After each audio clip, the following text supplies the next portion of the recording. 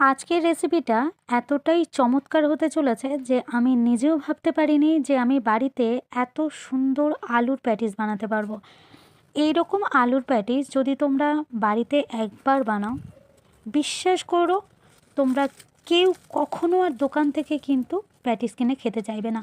এতটা সুন্দর হবে, ইনফ্যাক্ট আমি কিন্তু সেটা স্বপ্নেও ভাবতে পারিনি যে আমি এত ভালো প্যাটিস বানাতে পারবো। তো আজকের এই সুন্দর আলুর প্যাটিস রেসিপিটা তোমাদের জন্য নিরামিষ এটা, আর ভীষণ ভীষণ চমৎকার হতে চলেছে আজকের রেসিপিটা। রেসিপি ভালো লাগলে লাইক কমেন্ট শেয়ার করবে, চ্যানেলটাকে সাবস্ক্রাইব করে আমাকে একটু সাপোর্ট করবে। তো সবার প্রথমে দেখো, একটা বোলের মধ্যে এখানে আমি সেদ্ধ করা আলু নিয়েছি। এখানে 4টে ছোট ছোট সাইজের আলু আছে।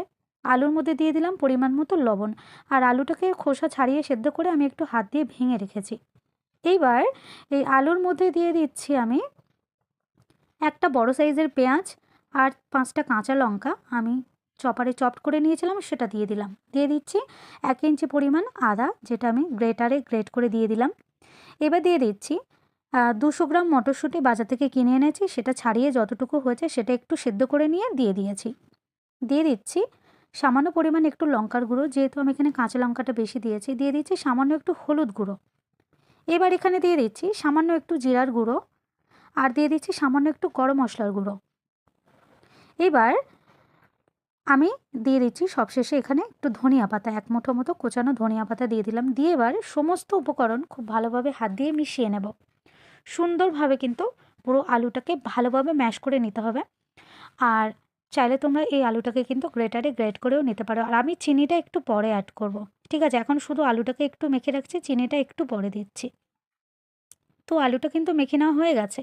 আলুটাকে একটা সাইডে সরিয়ে রেখেছি। এইবার এখানে একটা বাটির মধ্যে আমি নিয়ে নিচ্ছি পরিমাণ মতো ময়দা। তো আমি এখানে প্রায় 500 গ্রামের একটু কম, মানে 450 গ্রাম মতো ময়দা এখানে নিয়েছি। দিয়ে দিলাম পরিমাণ মতো লবণ, আর এবার দিয়ে দিচ্ছি বাটার। তো আমি এখানে টোটাল কিন্তু 2 টেবিল চামচ বাটার ব্যবহার করেছি। প্রথমে 1 টেবিল চামচ মতো দিয়ে দিলাম। আর এই বাটারটাকে কিন্তু অবশ্যই কিন্তু ফ্রিজ থেকে বাইরে বের করে রাখতে হবে অন্তত 1 দিন আগে। আর এখন ঠান্ডার সময় বাটার ফ্রিজে রাখার কোনো প্রয়োজনও পড়ে না। তো দেখো আমি 2 টেবিল চামচ বাটার দিয়ে দিয়েছি। দিয়ে এবার খুব ভালো করে ময়দার সাথে মেখে নিয়েছি। দেখো একদম এরকম একটু ভেজা ভেজা টাইপের হবে সামান্য, ঠিক আছে? এবার অল্প অল্প করে ঠান্ডা জল দিয়েছি।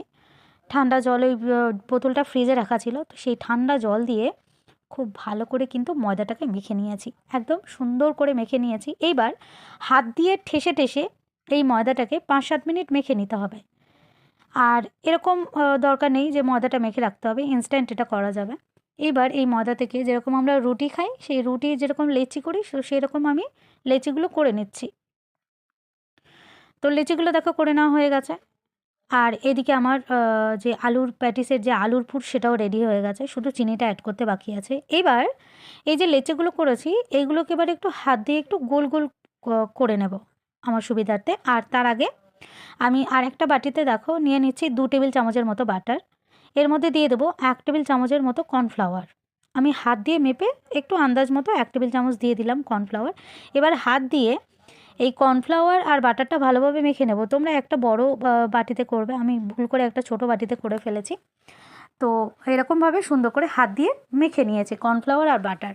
এইবার যে লেচিগুলো আমি তৈরি করেছিলাম, সেই লেচিগুলোকে একটু গোল গোল করে নিচ্ছি, এতে কিন্তু বেলতে সুবিধা হবে।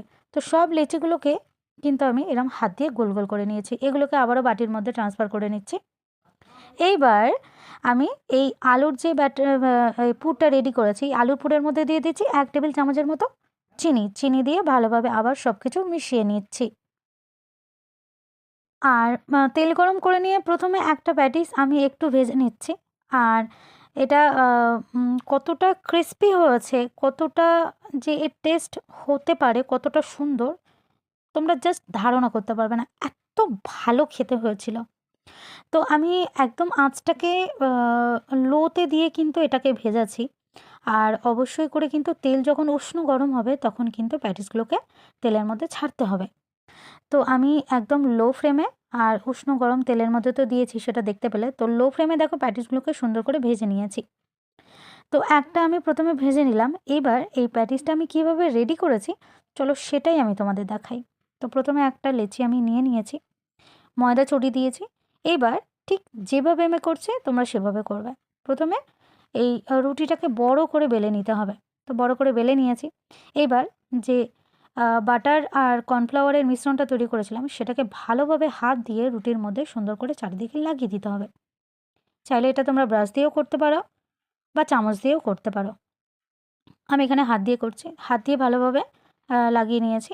এইবার অল্প একটু শুকনো ময়দা ওপরে জাস্ট একটু ছড়িয়ে দিতে হবে এরকম। ছড়িয়ে দেওয়ার পর এবার এটাকে 2 ফোল্ড করে নেব। তো 2 ফোল্ড করে নিলাম।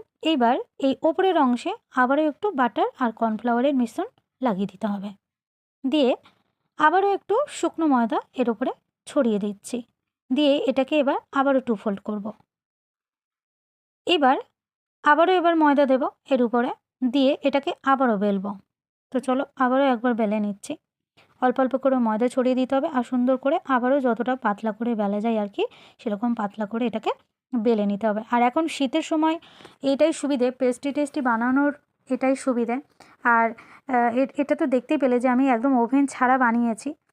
এই পেস্ট্রিগুলো ওভেনে সবাই ভাবে যে যতটা সুন্দর হয় হাতে হয়তো হয় না, কিন্তু এতটাই ভালো হবে যতটা ওভেনে ভালো হয়। এবার তোকে বেলে নেওয়ার পর আবারও কর্নফ্লাওয়ার বাটারে মিশ্রণ লাগিয়ে আবারও একটু ময়দা ছড়িয়ে দিয়েছি। আবারও এটাকে আমি যেভাবে প্রথমবারে ফোল্ড করেছিলাম ঠিক সেইভাবে এটাকে ফোল্ড করব। কিন্তু এইবার এই ওপরের অংশে আমি কিন্তু আর বাটার লাগাবো না। এটাকেই এরকমভাবে 3 ফোল্ড করে নিয়েছি। তো দেখো এইরকমভাবে সবগুলো তৈরি করে নেব। তো আমি এখানে প্রথমে 6টা করে নিয়েছি। 6টা করে নেওয়ার পর বাদবাকি যেগুলো আছে সেগুলো আবার পরে করব। তো এগুলোকে একটু সরিয়ে রেখে দিতে হবে। আর শীতকালে কিন্তু পেস্ট্রি বানানোর এই একটা সুবিধা যে বেরিয়ে যাবে না ভেতর থেকে, আর খুব ভালোভাবে কিন্তু তোমরা বাড়িতে অনায়াসে তৈরিও করতে পারবে। আর বাচ্চা থেকে বড় কিন্তু সবার খুবই প্রিয় কিন্তু এই পেস্ট্রিগুলো। তো এবার দেখো এবার খুব বেশি পাতলা নয়, মোটামুটি একটু বেলে নিয়েছি পাতলা করে। আর এই চারধারের যে অংশটা এগুলো একটু একটু করে সামান্য একটু ছুরি দিয়ে একটু কাট লাগিয়ে দিতে হবে, মানে একটু একটু করে কেটে নিতে হবে আর কি। এবার এটাকে আমি সুন্দর করে দেখো যে ত্রিকোণ মতো হয়ে যাচ্ছে প্যাটিসের আকার, তো সেরম করে নিয়েছি। এবার আলুর পুরটা মাঝখানে দিয়ে দেব। আর এই যে একদম মুখের অংশটা এখানে একটুখানি ময়দা আর জল দিয়ে আমি একটা ব্যাটার বানিয়েছি, সেটা দেখাচ্ছি। তো জল আর ময়দা দিয়ে একটা পাতলা মতো ব্যাটার করে নিয়েছি, সেটা লাগিয়ে দিয়েছি এই মুখটাতে। দিয়ে এই মুখ দুটো দেখো আমি জাস্ট একটু জুড়ে দিলাম। এইবার হাত দিয়ে এই সুন্দর করে পাশে যে প্যাটিসের যে আলুগুলো সেগুলোকে ভালোভাবে বসিয়ে দিলাম। আর এইবার যে বলছি না ময়দা আর জল দিয়ে যে ব্যাটারটা বানিয়েছি পাতলা, সেটাকে একটু জাস্ট এখানে লাগিয়ে দিচ্ছি। তা না হলে কী হবে বলো তো, এগুলো যখন তেলের মধ্যে ছাড়া হবে তখন কিন্তু এগুলো বেরিয়ে যাবে। যেহেতু আমরা এটা ওভেনে করছি না, তেলের মধ্যে ভাজবো, সেই জন্য এটাকে অবশ্যই লাগিয়ে দিতে হবে। এবার চলো এক এক করে এগুলোকে ভেজে নিই। তো প্রথমটা যতটা ভালো হয়েছিল এটা দেখো তার থেকে কতটা সুন্দর হয়। একটা জিনিস হয়েছে একটু পাপড়ি একটা খুলে গিয়েছে, মানে লেয়ার যেগুলো দিয়েছিলাম আর কি সে লেয়ার জাস্ট একটা খুলে গিয়েছে, কিন্তু এটা আগেরটার থেকেও আরও বেশি সুন্দর হয়েছে। আর আমি কিন্তু ভিডিও শুরুতে যখন ভেঙে তোমাদের দেখাচ্ছিলাম তখন কিন্তু দেখিয়ে দিয়েছি যে কতটা মচমচে আর কতটা সুন্দর হতে পারে এই আলুর প্যাটিসগুলো। তো এইভাবে চলো আমি এটাকেও যেমন ঠিক প্রথমবারে লালচে মানে বাদামি কালার করে ভেজে নিয়েছিলাম, এই সমস্ত প্যাটিসগুলোকে কিন্তু এরকম সুন্দর করে ভেজে নেবো এক এক করে। আর এটাকে স্যালাড সসের সাথে কিন্তু এটাকে পরিবেশন করবে আর এনজয় করবে আমার এই আজকের সুন্দর রেসিপিটা বাড়ির শুদ্ধ সবাই মিলে, ছোট থেকে বড়। আর কেমন হলো আমাকে কিন্তু অবশ্যই করে একটা কমেন্ট করে জানাবে। তোমাদের কমেন্ট পড়তে কিন্তু আমার ভীষণ ভালো লাগে আর আমি সময় করে কিন্তু তার রিপ্লাইও দিয়ে থাকি। তো আজকের এই প্যাটিসের রেসিপি এই পর্যন্তই। আবার আসবো নেক্সট টাইম এরকম আরও অনেক সুন্দর সুন্দর রেসিপি নিয়ে তোমাদের শেয়ার করার জন্য। তো সবাই খুব ভালো থাকবে আর আমার এই রেসিপি কিন্তু সবাই এনজয় করবে। তো চলো সবাইকে টাটা।